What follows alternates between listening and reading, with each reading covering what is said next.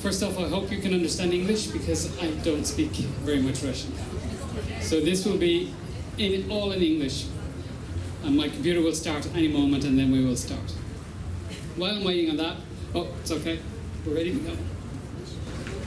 I don't know how legible this is. Machines will be capable within 20 years of doing any work a man or a human can do. And before that goes out on Twitter, I didn't say this. This is a quote. And it's a quote by a very famous professor. He's a professor at CMU, Carnegie Mellon University in the United States. He is he's considered to be the founder of artificial intelligence. In fact, he won the Nobel Prize for his work into artificial intelligence. The only problem with what Herbert Simon said was that he said it in 1965. Now we know that 20 years later, in 1985, robots still weren't able to do anything that a human can do. So this great man got it wrong even then. And still now we see and we hear that robots are ready to take over. Any minute now, the robots will be ready. Maybe 20 years from now, maybe 30 years from now. They're just on the brink. And I'm going to talk to you today about how close I think we are, and I back it up with a little bit of evidence. So first off, I will talk today about, I'll tell you a little bit about who I am and why I'm standing here. Together we will define robots as best we can because there's some arguments about exactly what a robot is. We will compare them to the robots of science fiction because that's the robots that we all know and love. And then we'll have a bit of a look into the future and try and predict our version of what Herbert Simon has predicted in 1965. Okay, I'm a professor at Trinity College. I've been teaching robotics, specifically 3D vision and augmented reality. I also have my own company called Mechatrons, and we do special effects for TV and movies. And please like us on Facebook there, Mechatrons IM. I've made all kinds of robots, from low-tech brute force robots from Robot Wars to high-tech aircraft robotic systems, to high-specification medical robotic systems where we had cameras inside humans, swimming around humans, and entertainment robotics for special effects movies and live events like this robot here. Okay, so that's who I am. What is a robot? When I Google robot on Google Robot Images, or Google Images, this is the first robot picture that comes up. And I think you'd all agree that looks like a robot, yeah? This is the second one. Again, it looks like a robot. A little bit further on down the line, they all kind of look like this at the beginning. Then we get something like this. This is a robot. Yeah. So this is what we have in our minds is a robot. So what exactly is that? What is a robot? What makes a robot a robot? So can anybody give me some characteristic of a robot that you think defines it as being a robot? Anybody? Say it again? It does work. It does work. It's probably work that we don't want to do. Now, maybe you think that he can do something like automatically? It does something automatically, so it's programmed. Yes. Yeah? It's artificial, so it's not alive. It's okay. It's a machine. Pardon? It can substitute, so it does work for us, the work that we would normally do. Anything else?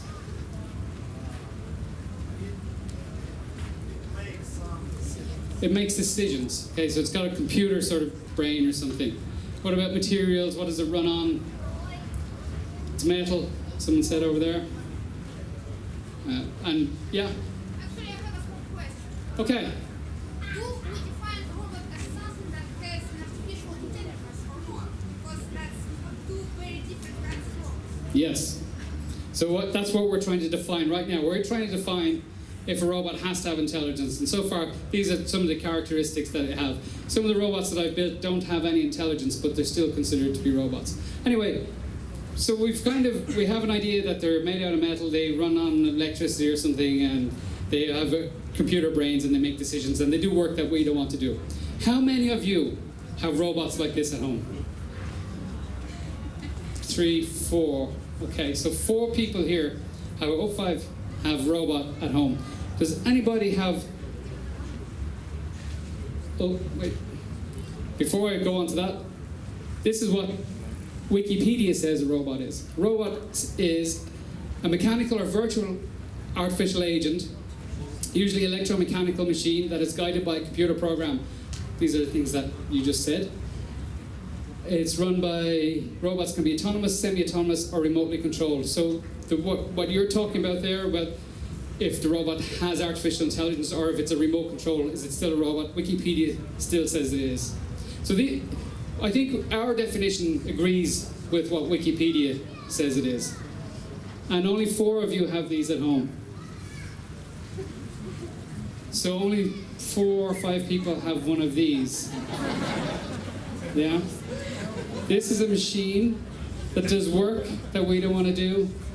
It's electromechanically controlled, it's got sensors inside. It makes decisions on when to fill the water, when to empty the water. It's pre-programmed. This is a robot. Yeah? And you didn't know there's a sneaky robot living in your house.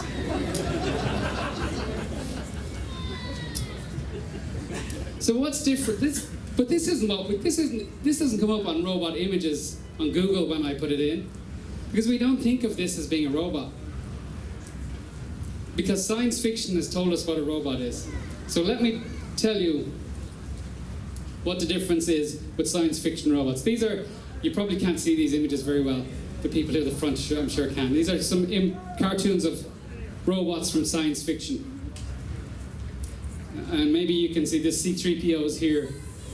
Here's Bender.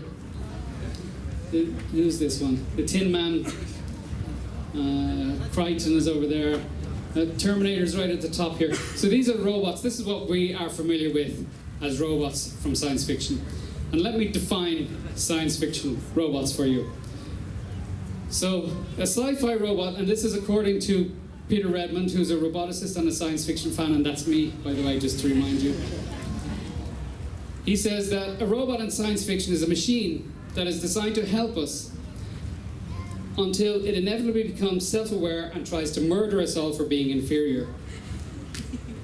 So that's what sci-fi robot is. But in our minds, this is why we have a fear of robots, because all of the sci-fi that we know, except R2-D2, he's a good robot. And maybe Wally.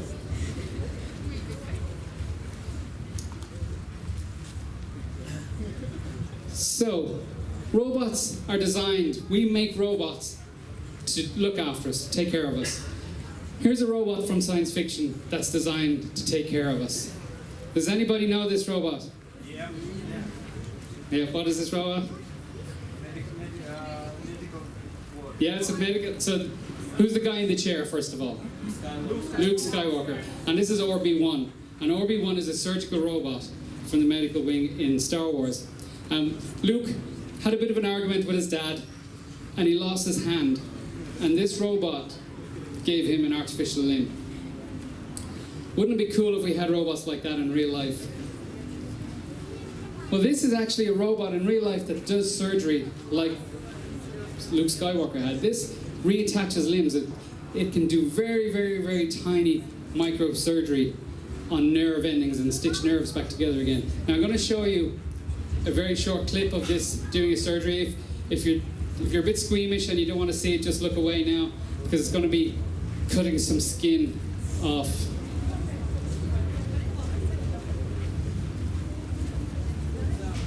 This is called the DaVinci Robot, and here you can see it doing really sensitive surgery on a grape.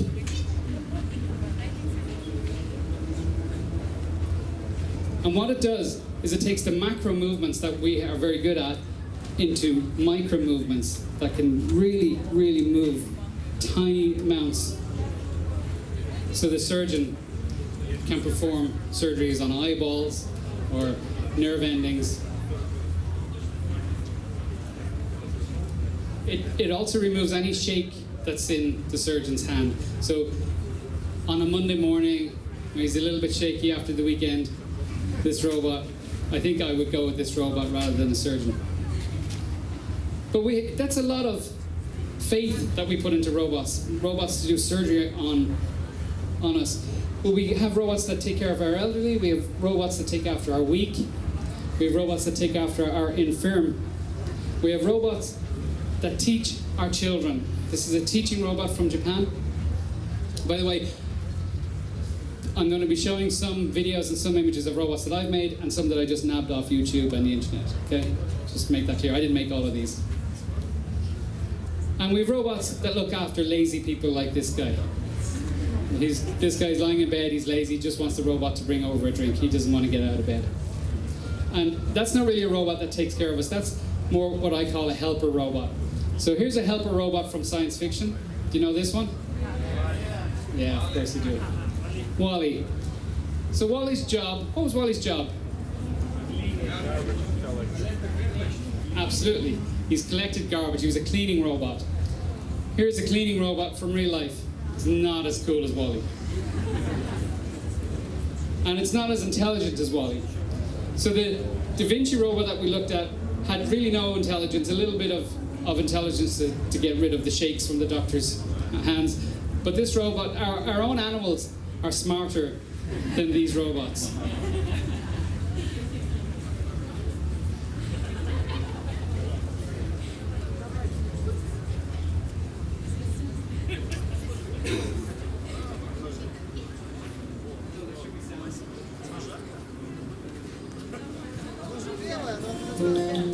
That's better.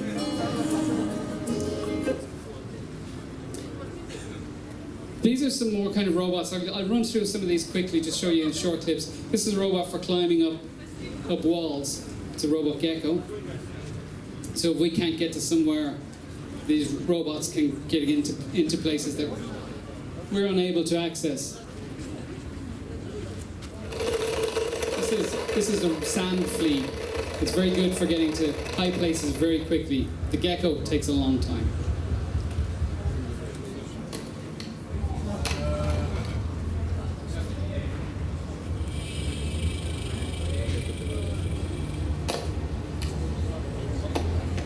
And it can also jump back down again. Any ideas what this one does? It's a lawnmower, yes. This is a lawnmower robot. It can just, I wouldn't let the cat play with this one, by the way, just in case. But this one reminds me of something. Can you see the similarity between those two? Same color. Same color. It's got the same kind of base-ish, but it's missing the cool bit on the top that actually does stuff and has the intelligence. So some scientists said, well, or roboticists, let's get something like this and put something cool on the top that has more of a function, than they made one of these. Now, do you think this is a good idea? Bearing in mind my definition of sci-fi robots. Sticking guns onto robots. We'll come back to that in a minute. But what it brings me to is my topic of robots with weapons. You know this one from sci-fi? Robot weapon? From RoboCop, yes. And of course, what happens in RoboCop with this robot? It tries to kill everybody. So, at this point I should mention that I have built robots with weapons. I built them for a TV show. This one is called Robot Wars. We did an event in Moscow called BronyBot, where we took that Robot Wars and we performed it in Moscow, and it was a lot of fun. And the Russians have built lots of really good robots now, and it's a sport that's moving on. But they aren't robots that are designed to harm humans. We've had accidents, but we won't go there. Here's one of my robots. This was from 2001 or something. This was a robot that I covered in fur. I forgot there was flamethrowers. It was a bad idea. So my robot went on fire a lot.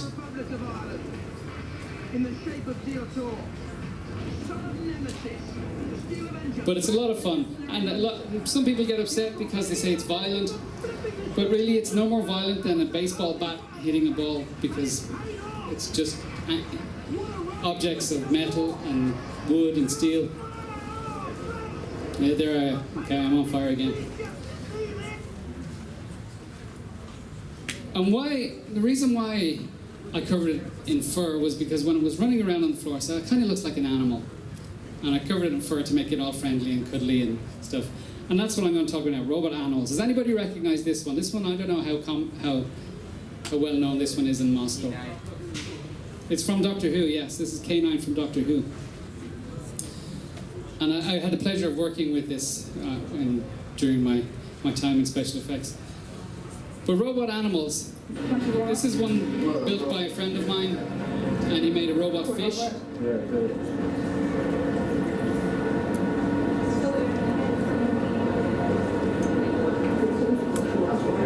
And they released about 50 of these into the ocean. I have no idea whatever happened to them. They're just gone. Someday you might catch one. It's actually concrete fibers You've heard there's a lot of talk about drones, and you see the drones flying over, you can hear them. This is a robot bird. It's a drone, but you probably wouldn't even notice it if it went by. You probably wouldn't look at it twice.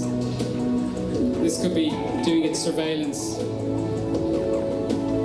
Isn't that beautiful? It's so graceful.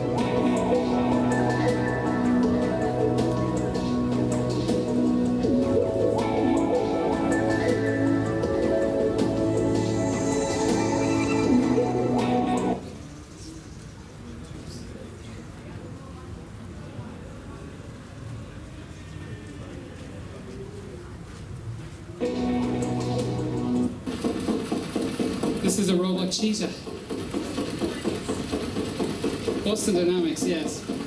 And this next section, I'm going to have a lot of Boston Dynamics stuff. They've been doing incredible robotics work.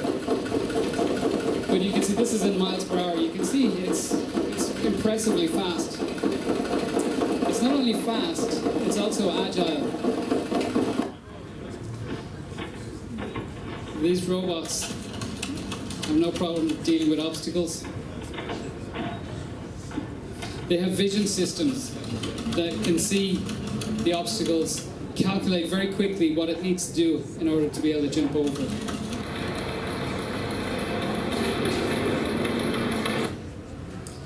And they have a whole line of them. And it's the newest one, Mini Spot. Mini Spot is a pet for your home, but it's a very special one. It's their latest one. And it's special because they have an attachment on it that can do stuff at home. So it's very, very intelligent and very agile. And as you can see, they can run fast and they can jump over stuff.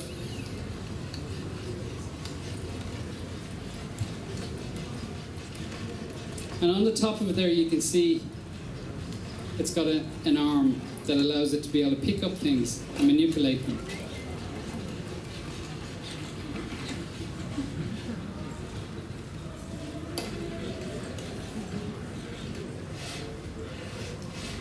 Here you can see how it can control the arm. It kind of looks like a snake head.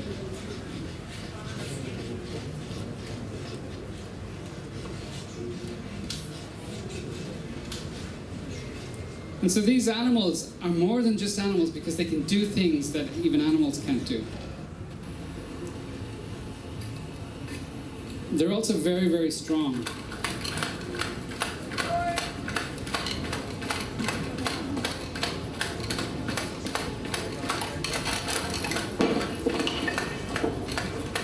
And the idea is that this robot could go in and clear out rubble in an emergency to help save somebody. And my topic that I've moved on to now is powerful robots. They include a family Volvo equipped with a massive flamethrower. This is a show that I did called Top Gear, and I built 5 robot cars for Top Gear. They were remote controlled, they didn't have any intelligence really at all. And we put weapons onto the 5 cars, and then we fought them in an old power station. It was a lot of fun. This is the taxi, the London taxi. A dignified hearse, featuring a massive roof-mounted axe.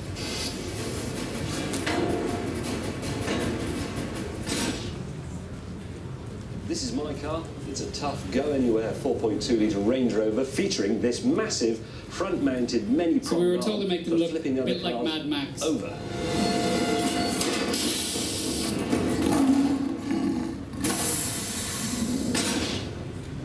And finally, my car. This But innocent-looking Vauxhall Corsa. The point of me showing you this, apart from that it was really great fun, spinny blade. is to show you that between the small fighting robots and going up to a larger version, there's only scale.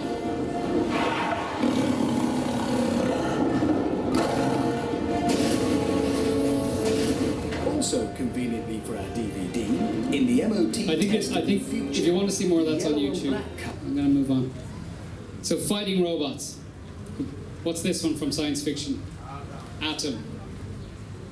This is Atom. And Atom was a boxing robot. This is from 2012. Some real-life boxing robots. Just like Atom, except smaller.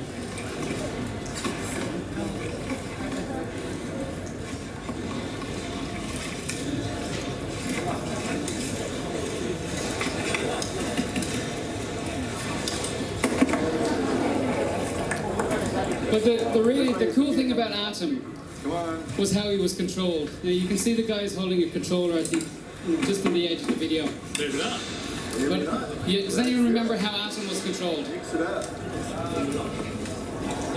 With vision. So he had shadow boxing. So this robot is a shadow boxing robot. And this robot is following the motion of the guy in the background. Whatever way he moves, then the robot follows that movement. So it's a little bit more like the way Atom was controlled. And as you saw how we went from the Robot Wars small robots to full-size cars, it's only a scale issue before we can have this shadow boxing with real large robots like Atom. The other thing that I want to draw to your attention is that this robot is standing on 2 legs. Now all of the robots that I've shown you up to now are either on wheels or on 4 legs. This one's on 2 legs. And that brings me to humanoid robots. And humanoid robots, does anyone know this one? C-3PO. And what was 3PO's job in Star Wars? Pardon? He's a translator, yes. He knew plenty of languages. What else was he? Human-cyber relations. Human-cyber relations, very good. He was a protocol droid. And he could speak many languages, and he could help out around cleaning up and whatever you needed to do. He was just human interrelations robot. Much like Asimo. This is Asimo, and here he is avoiding some dynamic obstacles, otherwise known as ladies. He's got a vision system, and he's a real-life C-3PO. And he's able to walk, and you can show here he's walking on some cobblestones, and you can see how he still is able to keep his balance well. But for Asimo, really, the most fantastic thing that Asimo achieved is the first robot, bipedal robot, to walk upstairs. And here's Asimo now walking up some stairs.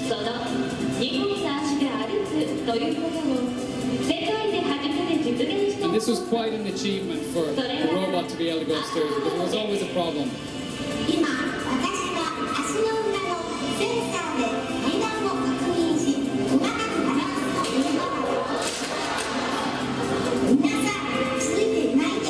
Okay, that was mean of me. Asimo really can walk walk upstairs, and he can run, and he can hop, and he can jump. But Asimo is very expensive. It costs something like $50 million. This robot, on the other hand, this robot is more affordable at $250,000. And at $250,000, I don't know how many robots that is, but at $250,000, a lot of universities can afford to buy a robot such as this and do research. And this one is HRB4. And you can see the other three versions in the background. One of them has a humanoid face, and we'll come to that in a moment. But this is much more like a C-3PO that you could actually, if you had $250,000, you could go out and buy this and have him like your own C-3PO. And this one can translate, it can speak many languages. But this one, HRB4 and Asimo, both, when they walk like they've just had some sort of accident. Whereas this robot is much more fluid. This is another one from Boston Dynamics. In fact, they have kind of a series of these robots. And this one is called Pet Man. There it is without the hazmat suit. Pet Man's brother is called Atlas. And this is Atlas here showing how good he can do stairs and other entrapments. This is an early version of Atlas. And he's climbing over a snake pit here. So it doesn't matter where you go, he'll still be able to. You can run, but you can't hide.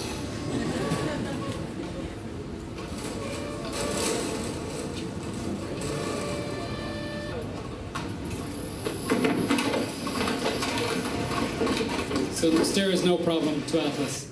Let me show you Atlas II. This is Atlas II now out for a walk. Now we're starting to get some more intelligence into these robots. He can open the door by himself now before he walks out.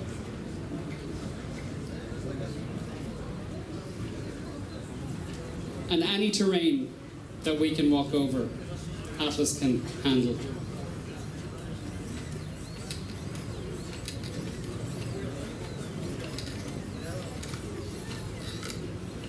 And to be fair, he may have had some vodka before this.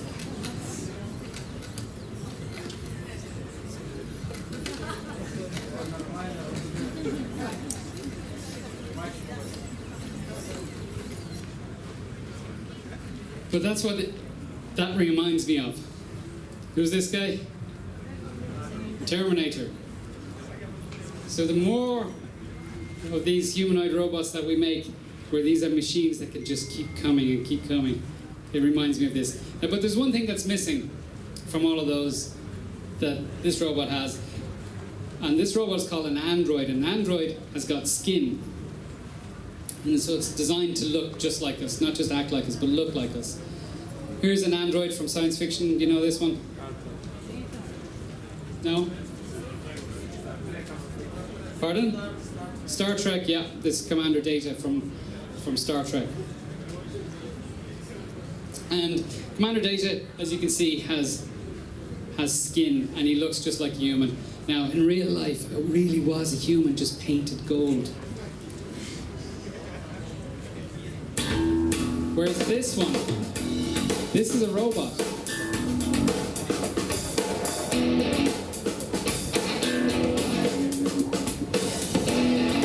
This isn't a man painted. This is a real robot. This is called a Geminoid. And the Geminoid project creates robots that look just like their owners. With the idea that is in the future, at some point, we'll be able to download our consciousness into a robot and live forever. And if you think one of them is bad enough, You're always adjusting something. three of them together with their three owners. What are you doing? It's creepy, isn't it? And it is creepy. And it's because of the uncanny valley. The uncanny valley is where We accept robots that look like robots, and we accept robots that are like Commander Data that are perfect, but once they get into slightly off, then they're creepy and we don't like them anymore. This is known in robotics as the uncanny valley. This android here, and you probably can't see who's in the background of this, it's too dark, but do you recognize this robot? I've got some old, this is from an old film, Total Recall, yes. And that's Johnny Cab driving his taxi. And when Johnny Cab, when Total Recall movie, the original one was made, they didn't have driverless cars then. And so they had to imagine what it would be like in the future to have a driverless car. And they thought, well, for a start, nobody's going to get into a car and let it drive by itself. That'd be crazy. We'd be too uncomfortable. So we will have fake people in the car to make it look as if there's a human driving the car. But of course, we know now that we have cars such as this one, driving cars, they can drive Google car, by themselves, and Teslas, and many other cars that can now drive by themselves, and they can drive better than we can. Cars have sensors by which they magically can see everything. This is the vision that a robot car has, way better than ours. Of driving. It's the perfect driving mechanism. We've driven in cities, like in San Francisco here. We've driven from San Francisco to Los Angeles on Highway 1. We've encountered joggers, busy highways, tall woods. And this is without a person in the loop. The car just drives itself. In fact, while we drove 140,000 miles, people didn't even notice. Mountain roads, day and night, and even crooked Lombard Street in San Francisco. Sometimes our cars get so crazy, they even do the little stunts. So this is the car parking, Oh my God. Parallel parking. What? The guy's just sitting in the driver's seat, but he's not driving. No, I can't park like that. So these are robots that have skills. Here's another famous robot from science fiction. Anybody know this one? No? R2-D2. What was R2-D2's job? Astrometrics, yes. It's astrometrics. And he also could do some small repairs on the spaceships. He was essentially, he's kind of a Swiss Army knife of robots. He could open all of these little hatches and whatever tool he needed would pop out and he could fix that part of the spaceship. This is Robonaut, and Robonaut is a real robot on a space. It's on the space station now, and it does repairs to the space station. Again, this is more of a remote control robot than having intelligence, but it doesn't look like R2-D2. It looks very humanoid, and the reason behind that is because the space station already had all the tools that it needed to be used by humans to fix the spaceship. So instead of making a whole new set of tools, which is weight, and they can't afford to send weight into space, they made a robot that could handle those human tools. Here he is, shaking hands when he arrived on the space station. So that's cool. We actually have robots in space. In fact, the planet Mars is the only planet in the universe that we know of that it's entirely inhabited by robots. With a cheering control room, and congratulations. This is another robot with skills. This is another one that I built. This robot has got cameras for eyes. It picks up, people mix up the cube and give it to the robot. It scans in all the colors. There's 43 quintillion combinations for a Rubik's Cube. That's a big number. And the robot goes through those in nanoseconds and figures out what's the best way to fix the Rubik's Cube.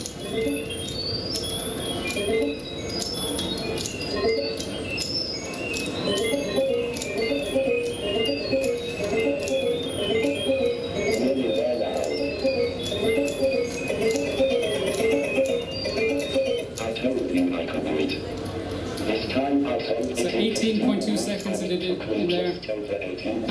can solve a Rubik's Cube in 20 seconds or less. Not many takers on that one.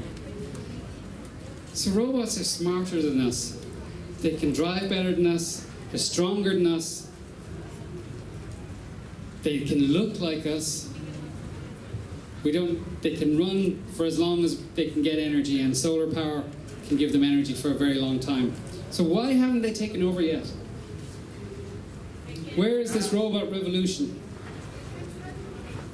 Just a machine. It's just a machine. They don't have creation.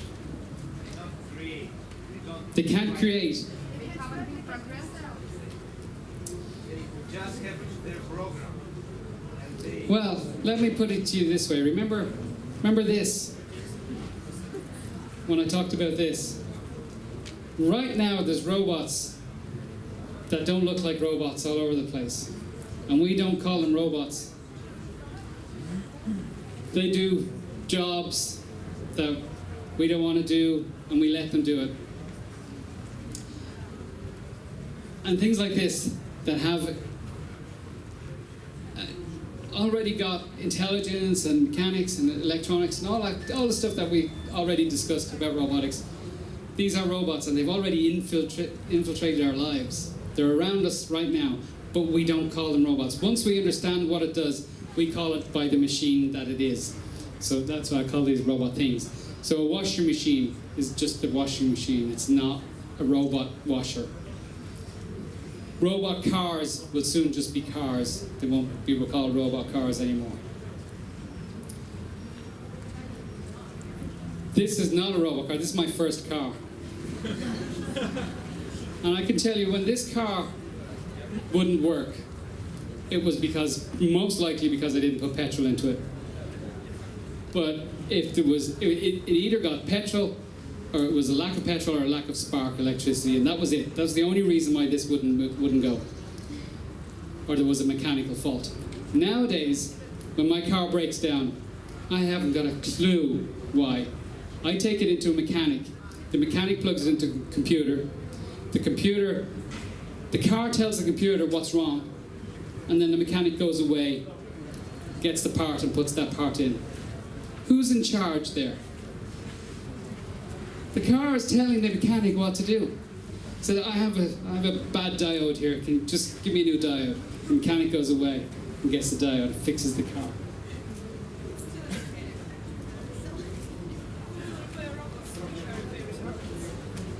This is a good question. Who will repair the robots that are repairing robots? But how long can that chain go on? Can robots just repair each other? So does the car need a mechanic, or does it just need another robot?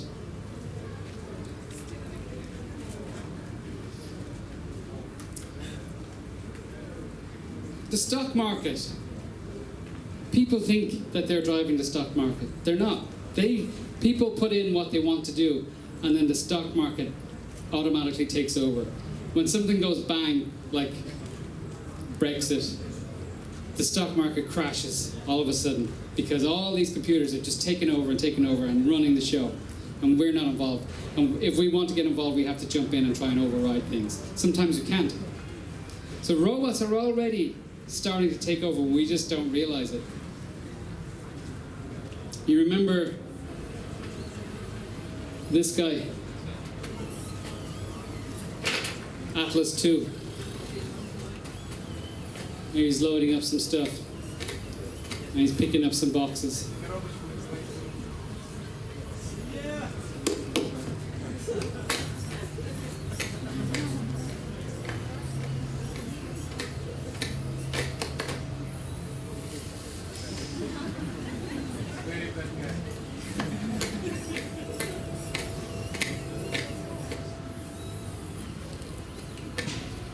So that robot is being told to do a job, and that robot is trying to do the job.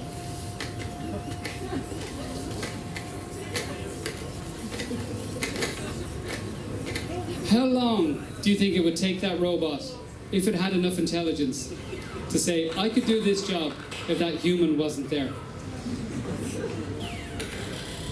I have this job to do. This human is stopping me. If I get rid of that human, I can do this job.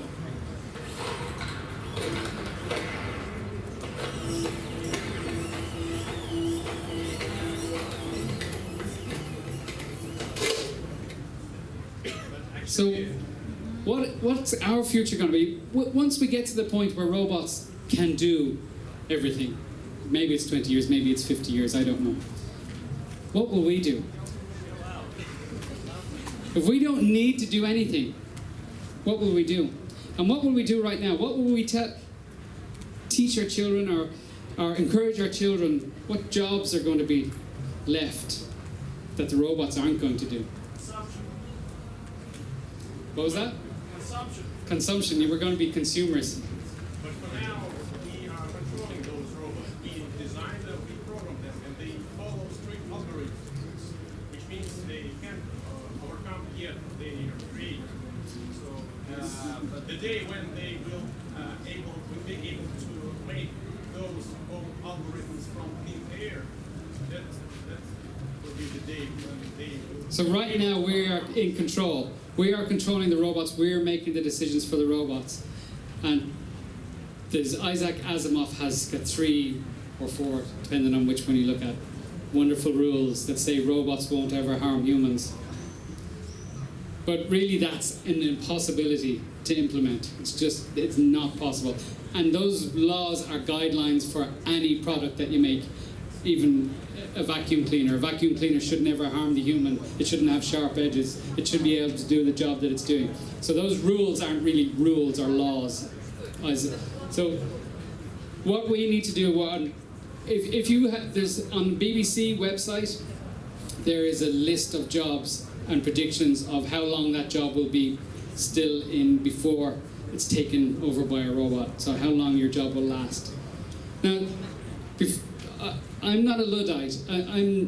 I embrace technology, and I think we should absolutely continue to keep going with creating robots and creating technology. I don't think we should stop. But I think that we should be mindful of what we're doing and which direction we want to go in and which direction we want our children to move into.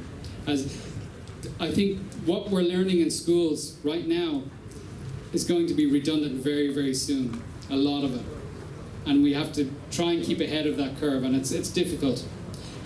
So many times in history have machines come along and people have stood up and said, get rid of this machine, is going to take all of our jobs.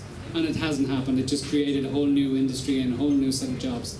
This one might be slightly different in that robots can repair robots. Robots can create new robots. We have robots that do art. We have robots that are carers. So there's almost any individual thing that you can think of, we have a robot that can do it. But that's the key at the moment, is that robots can only do one thing well at a time right now. And we're just on the tipping point there with stuff like Mini Spot, but it's still really only one thing at a time.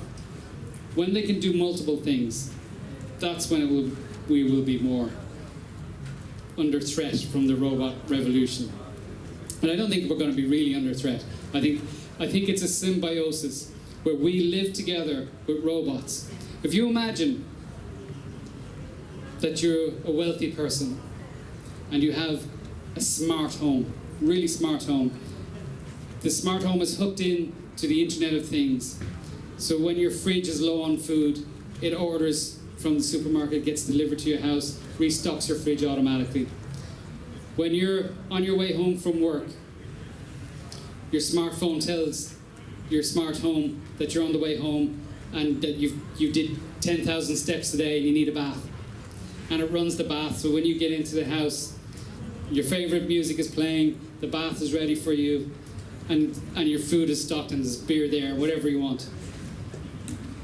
That sounds like a good thing. It doesn't sound like a bad thing. Now think about that from the point of view of the house. So the house says, I need repairs, I'm going to need spare parts. I don't have any money. I'm going to need a human to go to work. All I need to do is feed him and run a bathroom.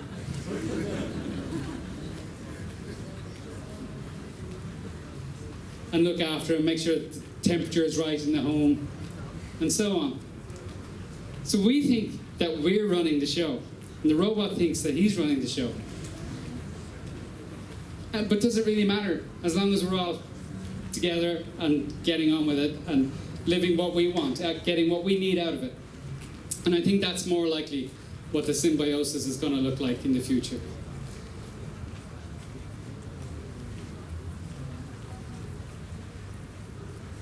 Right now, roboticists have not a prediction of what's going, of like the 20-year one, but we've a challenge.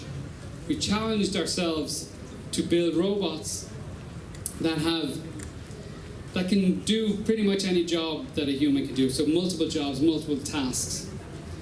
And the challenge is to have that done by 2050. And how we will know that we've done that is simple. We're going to have a game of soccer.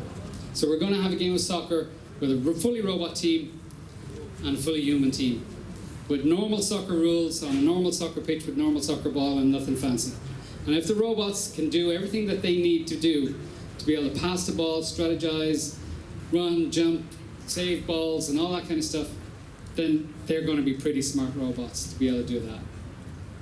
And that's what the challenge is. By 2050, RoboCup football team should be able to beat a human team of soccer players. I'm going to show you a little video of where we roughly are. It's maybe a year or two old, but it will give you an idea of how far along that path we are. This is my final slide, and then I'll have some questions.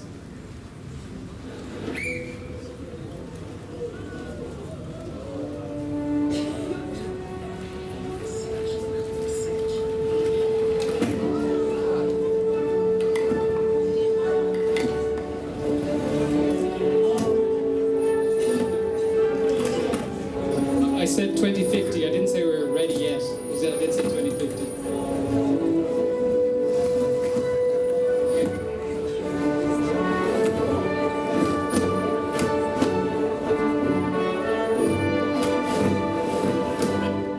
But remember the fighting robots. When they fell down, they were able to get back up.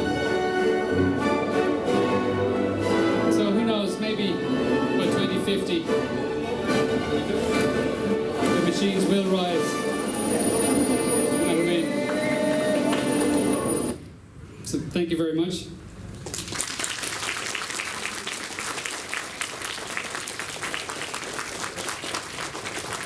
Thank you. I think I have about 3 minutes for questions, so if they're short questions. Yes?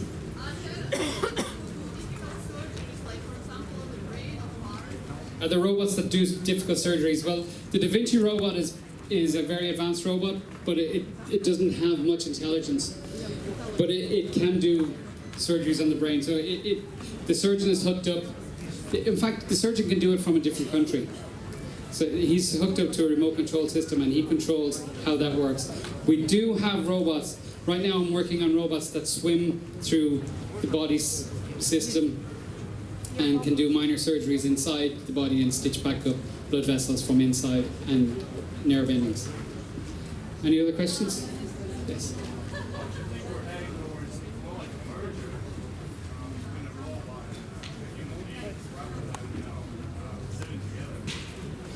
A merger between, so like a bionic person.